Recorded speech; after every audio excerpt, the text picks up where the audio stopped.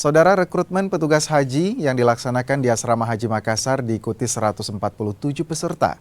Mereka ikut rekrutmen akan mengisi 57 kuota petugas haji 2026.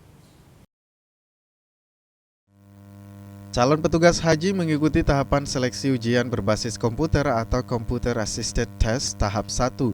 Dari 154 peserta yang lolos seleksi administrasi seleksi petugas penyelenggara ibadah haji tingkat daerah kabupaten, kota di Sulawesi Selatan, 7 orang tidak hadir hingga tidak bisa mengikuti ujian tahap 1. 154 peserta yang lolos verifikasi dokumen administrasi terdiri dari 29 orang calon ketua kloter, 10 orang calon pembimbing ibadah kloter, 74 orang pelayanan konsumsi, 38 orang pelayanan transportasi, dan 3 orang pelayanan bimbingan ibadah.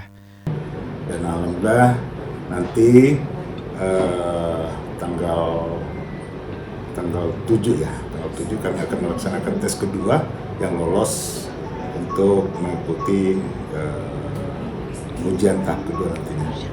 Sebenarnya total berapa yang dibutuhkan untuk menjadi petugas nanti di Haji 2026? Ya, untuk petugas yang dibutuhkan sementara ini satu kloter 2 petugas. Petugas dari kementerian 1 dan petugas dari kesehatan 1.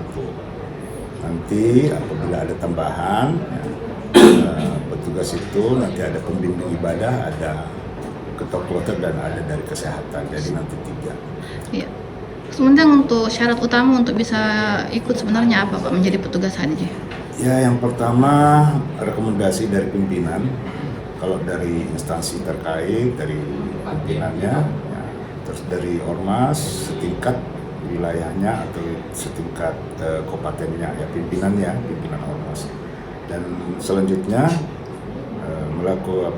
mengikuti tes JAT tadi sudah kami laksanakan, dan apabila lulus tahap pertama kami akan tes lagi tahap kedua nanti ditingkatkan dulu. Setelah tes tahap pertama selesai, peserta dengan nilai terbaik akan melanjutkan seleksi ke tahap 2 mulai 11 Desember. Nila Rustam, Kompas TV, Makassar, Sulawesi Selatan.